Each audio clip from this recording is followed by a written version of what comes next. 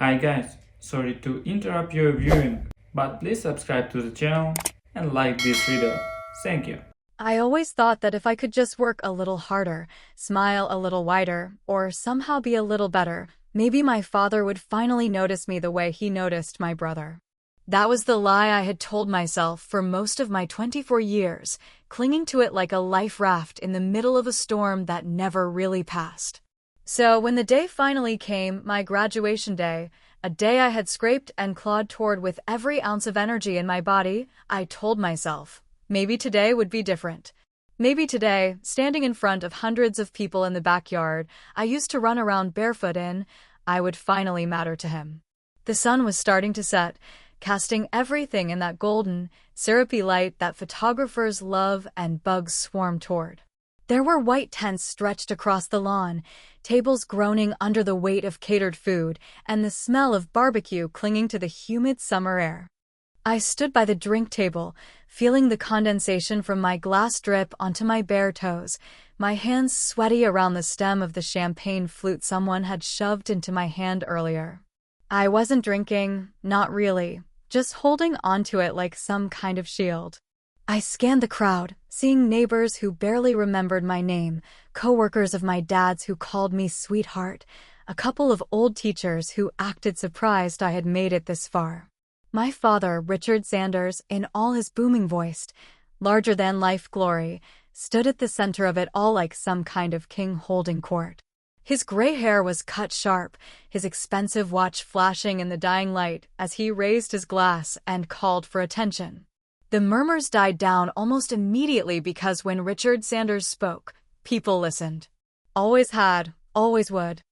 I felt the familiar knot tightening in my stomach, but still, a small stupid part of me hoped he would say something kind, something just for me.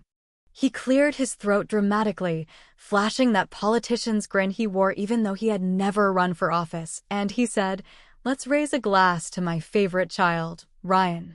The laughter hit me like a slap, sharp and stinging, leaving me blinking too fast. All around me, people chuckled and clinked glasses, some even turning to look for Ryan, my older brother, the golden boy who was already shaking hands and grinning like he was the goddamn star quarterback at homecoming. I smiled too, because what else was I supposed to do? Let the hurt show? Give them all what they were secretly hoping for, the sad, bitter little sister who couldn't take a joke? Ryan threw his arm around my shoulders and said loudly enough for everyone to hear, "Just kidding, Katie, this is your day." But it didn't matter. The moment had already lodged itself into my chest like a shard of glass, sharp and unmovable. I sipped the champagne even though it tasted like metal in my mouth and told myself not to cry, not here, not now. As the laughter died down and the music picked up again, I drifted to the edge of the crowd, feeling like a ghost at my own celebration. I watched my father laugh with Ryan, watched my mother flutter around trying to smooth things over with guests, watched everyone exist in this world where I was little more than a background character in the Ryan Sanders show. I leaned against one of the tent poles and tried to catch my breath. But this time I was ready. I wasn't just going to stand there and swallow it like I always had before. I wasn't that scared little girl anymore, the one who thought maybe if she just won enough trophies or got enough straight A's, she could earn a seat at the table. I had spent too many nights listening to the walls of my apartment groan under the weight of my resentment, too many mornings waking up with my teeth clenched and my heart heavy. No, this time was different. This time, I had come prepared. I reached into my purse and felt the edge of the folder I had been carrying for weeks now, waiting for the right moment. The thick manila envelope was worn at the corners, its contents heavier than any textbook I had ever hauled around in college. Inside were the documents that would change everything, the proof that the shining facade my brother had built was nothing but a carefully constructed lie. The only question left was when to strike.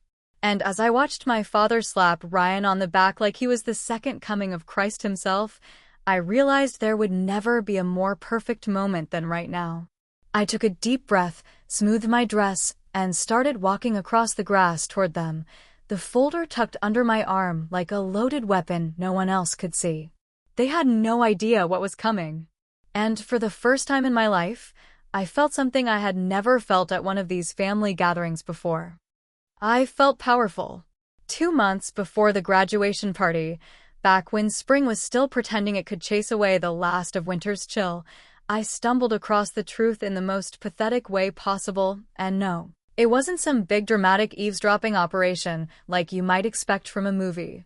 It was a Friday night, late enough that the world outside my window had gone quiet, and I had dragged myself home after a brutal shift at the bookstore where I worked part-time between classes and internships and everything else that felt like running uphill with a bag of bricks tied to my back. I had barely kicked off my shoes when I heard Ryan's voice slurring through my phone's speaker. He had pocket-dialed me, or maybe he meant to call someone else. It didn't really matter, because what I heard changed everything. At first it was just noise, laughter, the clink of glasses, and then Ryan's voice, arrogant and careless in a way he never was when he knew someone was listening. "Man," he said, and I could hear the grin in his voice, "Dad has no clue. None. I could wipe the whole damn account tomorrow, and he'd just blame the market or some accountant. Hell, half the reports I send him are fake as shit." His friends, because of course he had a pack of them, orbiting him like moths around a flame, laughed so hard one of them actually started coughing. Ryan kept talking, bragging about how easy it had been to siphon off just a little at first, then a little more, how he fudged the books, how he used Dad's trust like an ATM that never asked questions. I stood there in my crappy apartment's tiny kitchen, the bag of takeout still in my hand, feeling my stomach flip over itself like a dying fish. I wanted to tell myself I had misheard, that maybe there was some kind of misunderstanding, but deep down I knew.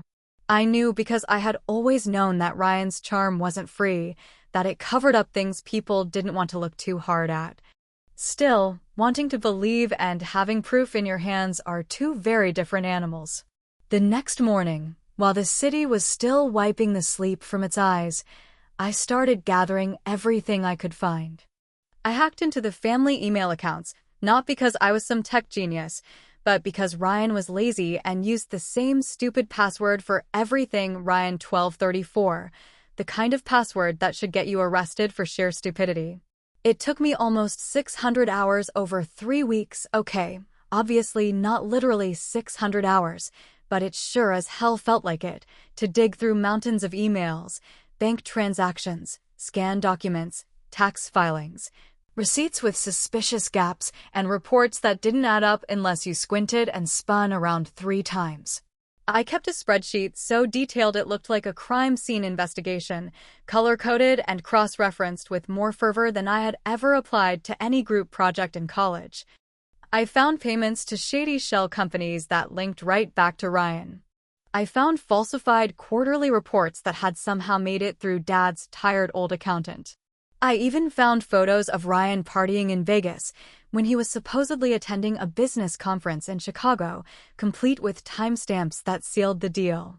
It was all there, laid out in black and white, and every piece of it made me sick.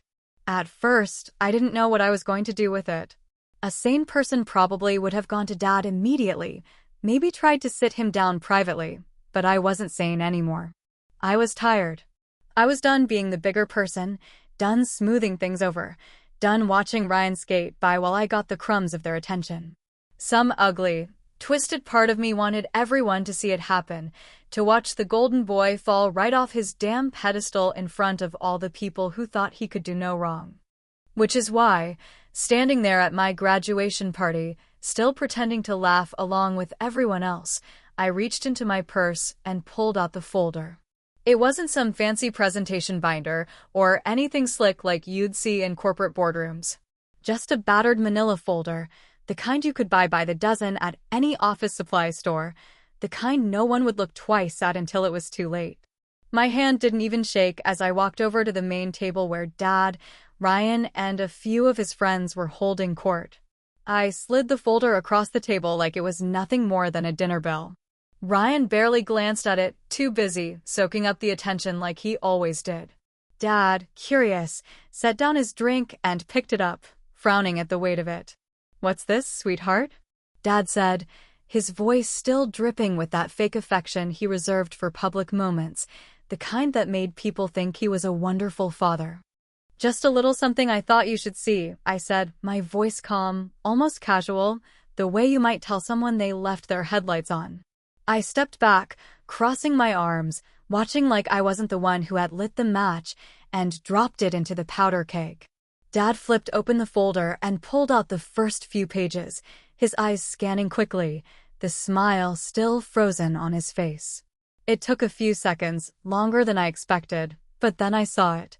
That tiny hitch in his breathing. The way his shoulders stiffened. The way the color drained from his face like a slow leak. Around us, the party buzzed on, the laughter and music blurring into a dull roar in my ears. No one else had noticed yet. No one but Ryan, who must have caught something in Dad's face because suddenly he was leaning over, trying to see what was inside the folder. And I stood there, steady as a rock, waiting for the inevitable collapse. Because no matter how long it took, no matter how many drinks were poured or how many fake smiles were plastered on, the truth had a weight all its own. And tonight, it was going to crush them. There was a brief moment, a heartbeat of silence, when the world seemed to hang suspended around my father's fingers as he opened the folder, one hand still clutching his glass like some ridiculous prop he had forgotten to set down. He was smiling, that big, fake, self-satisfied grin he wore like armor anytime people were watching, and I watched it stay there stubbornly for a few seconds longer.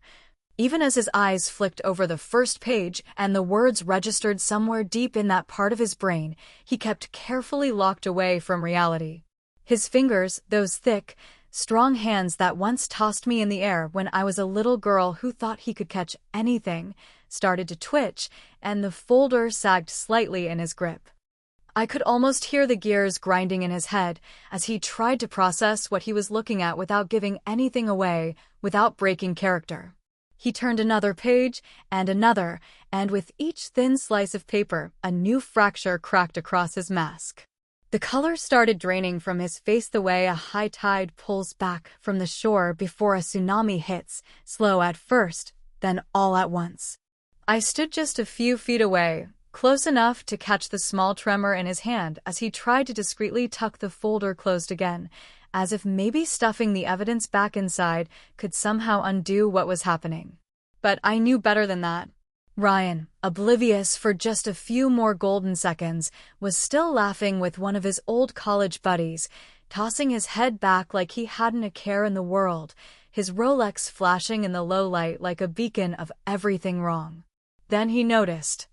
I watched it happen, that moment when Ryan's lizard brain picked up on the wrongness in the air, when he saw the rigid line of Dad's jaw, the papers slipping out of the folder like spilled guts, and the way I was standing there, arms crossed, smile cool and sharp as broken glass.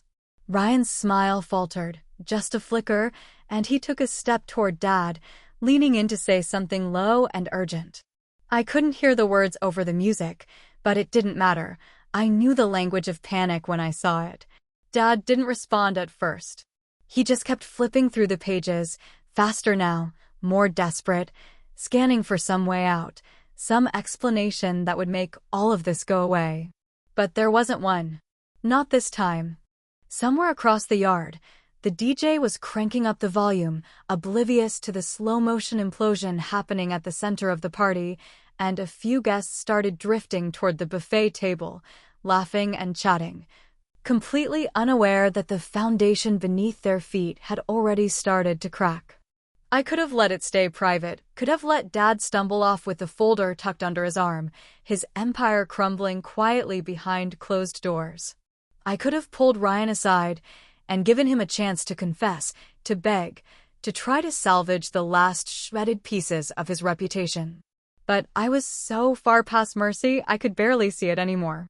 There was a microphone set up near the makeshift stage where the DJ had his equipment, a microphone meant for Dad's big congratulatory speech, for the part where he would list all of Ryan's latest achievements and maybe, if I was very lucky, toss me a bone about graduating magna cum laude. I walked over to it like I had every right in the world, my heels sinking slightly into the soft grass, my heart hammering against my ribs like a trapped bird. Out of the corner of my eye, I saw Ryan's head snap toward me, saw Dad make a move like he was going to stop me, but it was too late. I wrapped my fingers around the microphone, hearing the faint hiss of feedback, and I tapped it twice to make sure everyone's heads turned. They did, the way people always look when they sense something real is about to happen, something messy and unscripted and impossible to look away from. "Hi, everyone," I said, my voice slicing through the noise, and just like that, the party started to quiet. Conversations trailed off. Heads turned. A few people who had been halfway to their cars drifted back toward the tent, sensing the change in the air. "I just wanted to take a minute," I continued, keeping my voice light, almost cheerful, like I was about to tell a funny story or announce the raffle winner, "to thank you all for coming to celebrate with me today. It really means the world to see so many of you here." I smiled wide and sweet, the kind of smile that says watch carefully, because you're about to witness something unforgettable. Dad had frozen completely now, the folder clutched in both hands, his face the color of spoiled milk. Ryan was moving, though, trying to weave through the tables toward me, trying to stop whatever he knew deep down was coming next. But he was too slow, and I had waited too long to hand the steering wheel back to someone else. "And of course," I said, turning slightly to make sure the whole crowd could see Dad standing there like a man sentenced to his own execution, "a special thank you to my family. To my father, who taught me everything I know about appearances, about loyalty, about what it really means to earn trust." There was a ripple through the crowd, a shiver that wasn't the wind, and somewhere in the back, I heard a fork clatter against a plate as someone dropped it.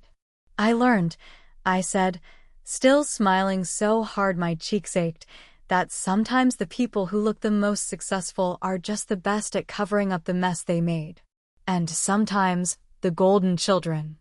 I let my voice trail off for just a heartbeat, just long enough to make everyone lean in a little closer. They're not so golden once you start looking under the polish. I let the silence stretch, savoring it, feeling the collective breath-holding of the audience. I didn't have to spell it out. I had handed my father the evidence. The wildfire would spread on its own now, no accelerant needed. Ryan finally reached the stage, grabbing at my arm, his face twisted with something halfway between rage and desperation, but I just stepped neatly out of his grasp, holding the microphone steady. Because this wasn't his stage anymore. This was mine. And I was about to give them a speech they would never, ever forget. The microphone felt strangely heavy in my hand as I stood there on the grass, looking out over a sea of faces that suddenly seemed a whole lot more interested than they had been just a few minutes earlier. There was a tension now, thick enough to slice with a knife, the kind of tension that makes people's skin prickle and their hearts race because even if they didn't know exactly what was happening, they knew something was happening. And there's nothing more intoxicating than witnessing a slow-motion car crash you don't have to take responsibility for. I let the silence hang there a little longer, stretching it just to the breaking point, feeling that sweet, electric pull of every pair of eyes locked on me, waiting, some eager, some confused, some already shifting uncomfortably in their seats. My father was still standing like a statue by the head table, the folder clutched in one hand, the other hand hanging limp at his side, his mouth slightly open like he was caught somewhere between yelling and pretending everything was fine. Ryan, meanwhile, had backed off for the moment, hovering just off to the side like a fighter looking for a way back into the ring without getting clocked again. "Where was I?" I said, tapping the microphone once for emphasis, drawing a few nervous chuckles from the guests who still thought this might somehow turn into a light-hearted speech. "Oh, right. I was talking about gratitude." I turned and looked directly at my father, making sure he felt the full weight of it, then back at the crowd, my smile never wavering. "I want to thank my dad especially," I said brightly, "for teaching me some of life's most important lessons. Lessons that, frankly, no university could ever offer."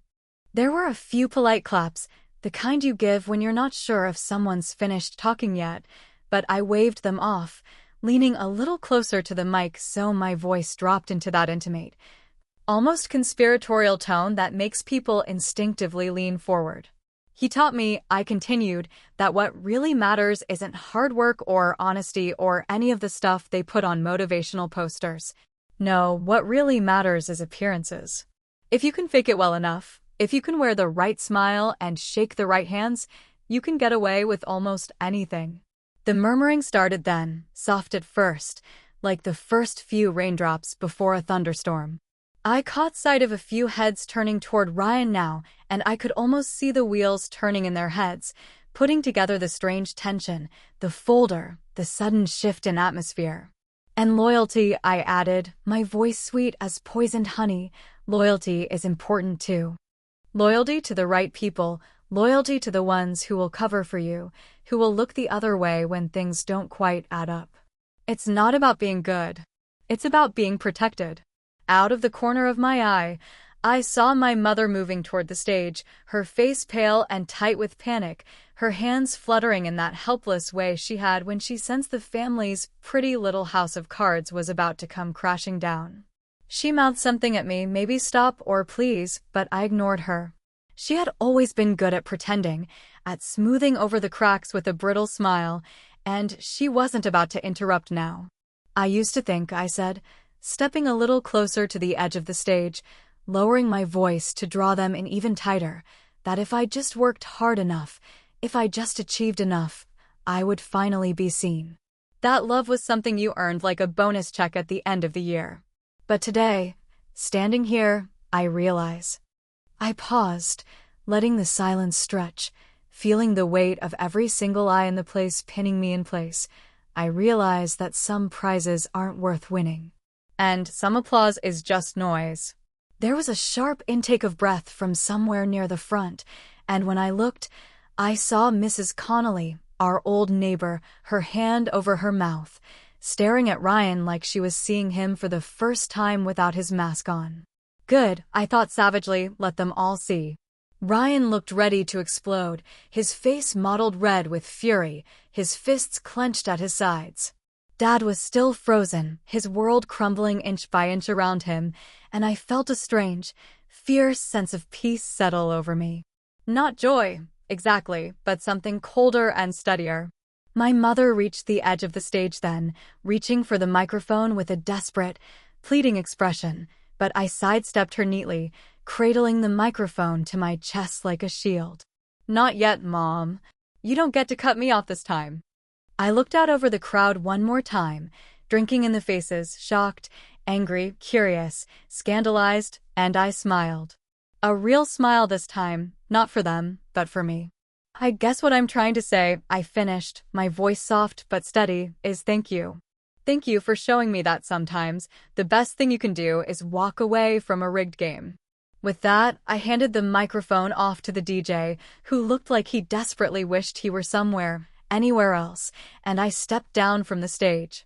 Ryan tried to intercept me, grabbing at my arm with a hiss, "What the hell is wrong with you?" But I shook him off easily, moving through the crowd as it began to break apart into clusters of whispering, side-eyed conversations. I didn't look back as Ryan stormed off, shoving chairs out of his way, or as my mother stood on the stage looking lost and small for the first time in my life. I didn't even glance at my father, who had slumped into a chair like someone had cut the strings holding him upright. Because this wasn't over. Not by a long shot. And the real explosion? That was still 3 days away. The morning it all really hit the fan, the sky was the kind of hard, bright blue that feels like it's daring you to pretend nothing has changed, like it's laughing at you for thinking you can hide from the consequences once you finally let the truth out. It had been 3 days since the party, 3 days since I dropped the bomb in the middle of my carefully constructed family life and walked away without a backward glance. And in those 3 days, the entire house of cards my father and Ryan built came tumbling down with a kind of ugly, grinding finality that surprised even me. It started with a phone call from Dad's business partner, a man named Jerry who had always smelled like expensive cigars and nervous sweat. I wasn't supposed to hear the conversation, but Dad had left the home office door cracked open, and even from halfway across the house, his voice carried when he got upset. I heard words like embezzlement and fraud investigation and auditors are coming, and even though I wasn't standing there to see it, I could picture the way Dad's face must have twisted. The vein in his forehead popping out like it always did when something slipped out of his control. By noon, Ryan had been fired from the cushy job Dad had lined up for him after college, a job he barely showed up to except for when there were photo ops or big company dinners where he could parade around in an expensive suit like he had earned any of it. Apparently, it didn't take long for the auditors to connect the dots once they actually started digging. Turns out, when you're sloppy and entitled and think you're invincible, you leave a lot of footprints behind. I didn't need to be there to imagine the scene when Ryan got the news, either. I could picture it perfectly. The sputtering outrage, the threats, the frantic attempts to shift blame onto anyone but himself. He was always good at playing the victim, better than anyone I had ever known, but numbers don't lie the way people do, and this time there wasn't a single scapegoat he could shove in front of the bus. By evening, Dad was calling me.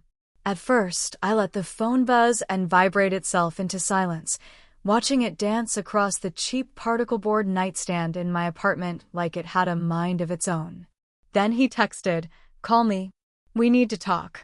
Like adults. Like adults." As if he had ever treated me like anything other than a minor inconvenience, unless I was performing well enough to be trotted out for applause. As if he hadn't spent the entire party laughing at my expense until the truth gutted him in front of everyone he cared about impressing. I stared at the screen for a long time, feeling nothing at all, then turned the phone face down without answering. I knew what the call would be anyway, some weak half-apology tangled up with excuses, a desperate attempt to put the genie back in the bottle, to smooth it all over so the Sanders family could get back to being picture-perfect for the Christmas cards and the 4th of July barbecues. I didn't want it. I didn't want his explanations, or his guilt, or his belated, frantic affection now that his favorite toy had broken and he was looking around for a replacement.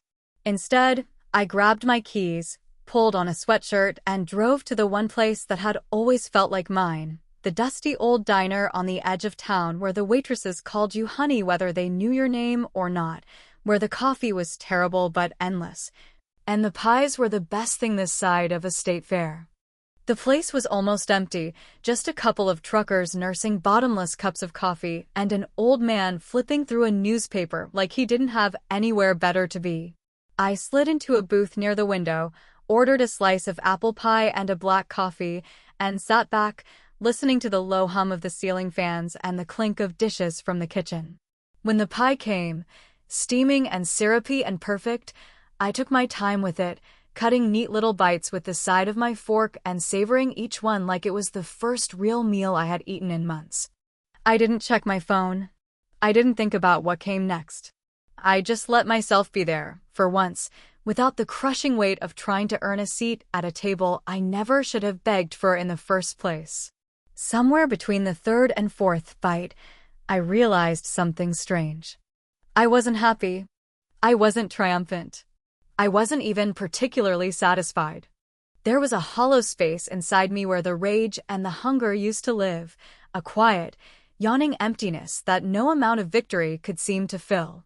It wasn't regret exactly. If I could go back, I would still choose to do it, still choose to peel back the pretty lies and force them all to look at what they had created. But it didn't taste sweet the way I had imagined it would. It tasted like ash. Like something burned down inside me, something I hadn't even realized was still smoldering after all these years of pretending I didn't care. Maybe that's the real cost of finally being seen. Maybe once they see you, really see you, it doesn't fix anything. It just confirms what you always suspected deep down, that they were never looking because they didn't want to see. I finished the pie, wiped my mouth with the thin paper napkin, and slid a few crumpled bills under the edge of my plate before walking out into the crisp evening air. The sky was darker now, stars starting to bleed through the black, and I shoved my hands into the pockets of my sweatshirt as I walked slowly back to my car. I didn't know what would happen next. Maybe Dad would keep calling. Maybe he would show up on my doorstep with some desperate half-baked offer to sweep everything under the rug. Maybe Ryan would find some new scam to run, some new set of fools willing to buy what he was selling. Maybe the whole damn family would just pretend it never happened and go back to their toxic little fairy tale without me. I didn't care. For the first time in a long time, I wasn't waiting for permission to exist. I wasn't holding my breath for someone to choose me. I was standing outside the wreckage, breathing clean air, even if it stung a little on the way in. Some winds taste like ash. But it's still better than choking on lies.